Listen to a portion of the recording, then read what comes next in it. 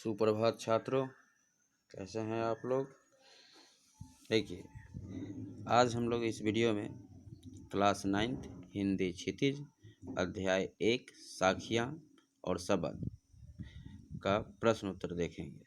मैंने इसका प्रश्न उत्तर अभी इस वीडियो में लिख लिया है। आप लोगों को ध्यानपूर्वक देखना है और लिखना है। इसका दोहा समाप्त हो चुका है। दोहा का अर्थ हमने पूरा दिखा दिया है, लिखा दिया है। अब आप लोगों को इसका प्रश्न उत्तर लिखना है। देखिए, पहला प्रश्न है पाठ्यपुस्तक का कि मानसरोवर से कवि का क्या आशय है।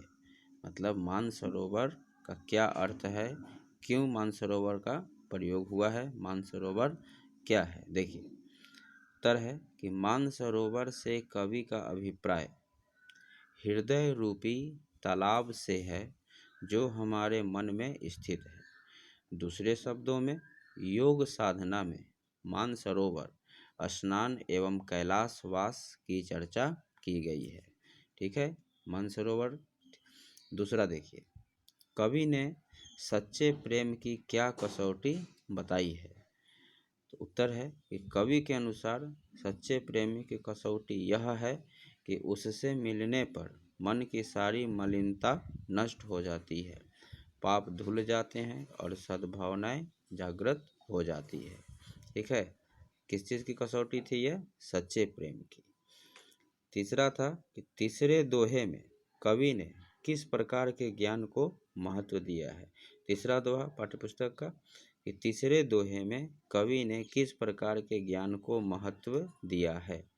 उत्तर है कि तीसरे दोहे में कवि ने सहज ज्ञान अर्थात अहंकार रहित ज्ञान को महत्व दिया है। मतलब उस प्रकार का ज्ञान जिसमें कि अहंकार नहीं हो। ठीक है, एक बार फिर सुन लीजिए। तीसरे दोहे में कवि ने सहज ज्ञान मतलब अहंकार रहित ज्ञान को महत्व दिया है जिसमें कि घमंड नहीं हो। चौथा है कि इस संसार में सच्चा संत कौन कहलाता है। इस संसार में सच्चा संत वह है जो सांप्रदायिक भेदभाव, तर्क वितर्क और वैर विरोध के झगड़े में न पड़कर निश्चल भाव से प्रभु की भक्ति में लीन रहता है। अर्थ समझ लेते हैं कि इस संसार में सच्चा संत वास्तव में वही है जो सांप्रदायिक भेदभाव मतलब किसी भी प्रकार के जात पाती भेदभाव को न मानता हो, तर्क न वितर्क नहीं और वैर विरोध के झगड़े में न पड़कर निश्चल भाव निस्वार्थ भाव से प्रभु की भक्ति में अपने आप को लीन रखता है। पांचवा है कि अंतिम दो दोहों के माध्यम से कबीर ने किस तरह की संकीर्णताओं की ओर संकेत किया है। संकीर्णताओं के मतलब छोटी सोच। देखिए, अंतिम दो दोहों के माध्यम से कबीर ने निम्नलिखित संकीर्णताओं की ओर संकेत किया है। पहला है कि अपने अपने मत को मतलब विचार को श्रेष्ठ मानने की संकीर्णता और दूसरे के धर्म की निंदा करने की संकीर्णता कि मेरा धर्म अच्छा है उसका धर्म खराब है, ये हो गया धर्मों की निंदा। ऊंचे कुल के अहंकार में जीने की संकीर्णता कि मैं ऊंचा कुल में जन्म लिया हूँ, मैं बहुत श्रेष्ठ हूँ, वह नीचा कुल में जन्म लिया है वह तुच्छ है। इसके बाद देखते हैं अगला 6 नंबर प्रश्न है कि किसी भी व्यक्ति की पहचान उसके कुल से होती है या उसके कर्मों से। तर्क सहित उत्तर दीजिए। कबीरदास ने बताया कि मनुष्य की पहचान उसके कुल की श्रेष्ठता से होती है, लेकिन ऊंचे श्रेष्ठ कुल में जन्म लेने मात्र से वह श्रेष्ठ नहीं हो सकता है। ठीक है, उसके कर्म भी श्रेष्ठ होने चाहिए। यदि सोने के पात्र में शराब रखी हो तो सज्जन उसकी निंदा ही करेंगे। अतः कुल और कर्म की श्रेष्ठता के बल पर ही मनुष्य श्रेष्ठ बन सकता है। 7वां प्रश्न है काव्य सौंदर्य स्पष्ट कीजिए। हंसती चढ़िए ज्ञान को सहज दुलीचा ढाड़ी, स्वान रूप संसार है भूखन दे झक माड़ी।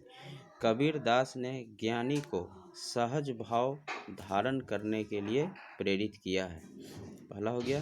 दूसरा, संपूर्ण साखी में रूपक अलंकार। अलंकार का नाम आप लोगों ने सुना होगा। संपूर्ण साखी में रूपक अलंकार का सौंदर्य देखने योग्य है। अलंकार का अर्थ आभूषण जो किसी काव्य की सुंदरता को बढ़ाता हो। अनुप्रास अलंकार, अतिशयोक्ति अलंकार, जो अलंकार व्याकरण का एक भाग है। झक मारना मुहावरे का सटीक प्रयोग हुआ है। उसके बाद संसार के लोगों को ज्ञानी व विद्वानों पर व्यंग करने वाला बताया गया है। यह जो टॉपिक बाई 4 मैंने लिखा है यह है काव्य सौंदर्य। मतलब काव्य सौंदर्य इस दोहे में किस किस प्रकार से प्रयोग किया गया है वही लिखना था। पद 2 में देखते हैं, मतलब उसी दोहा में जो हम लोग को 2 भाग में पढ़ना था, उसका प्रश्न है कि मनुष्य ईश्वर को कहाँ कहाँ ढूंढता फिरता है। तो हम लोगों ने दोहा की लाइन में देखा था कि मोह को कहाँ ढूंढे बंदे, मैं तो तेरे पास में। मतलब मनुष्य ईश्वर को मंदिरों में, मस्जिदों में, काबा, कैलाश, विभिन्न क्रिया कर्मों और योग तथा वैराग्य में ढूंढता फिरता है। 9वां प्रश्न है कि कबीर ने ईश्वर प्राप्ति के लिए किन किन प्रचलित विश्वासों का खंडन किया है। कबीर ने ईश्वर प्राप्ति के लिए देवालयों में जाने, मस्जिदों में जाने, काबा और काशी की यात्रा करने, विभिन्न कर्मकांड करने और योग वैराग्य की साधना करने के विश्वास का खंडन किया है। इसको बारी बारी से देखते हैं। ईश्वर प्राप्ति के लिए कबीर ने ईश्वर प्राप्ति के लिए मंदिरों में जाने, मस्जिदों में जाने, काबा और काशी की यात्रा करने, विभिन्न कर्मकांड जिसे दिखावा, पूजा पाठ का दिखावा करना और योग वैराग्य की साधना करने के विश्वास का खंडन किया है। देखते हैं हम लोग अगला प्रश्न। देखिए 11 नंबर, कबीर ने ज्ञान के आगमन की तुलना सामान्य हवा से न कर आंधी से क्यों की। देखिए संतो आई ज्ञान की आंधी रे, हम लोग को पंक्ति मिला था।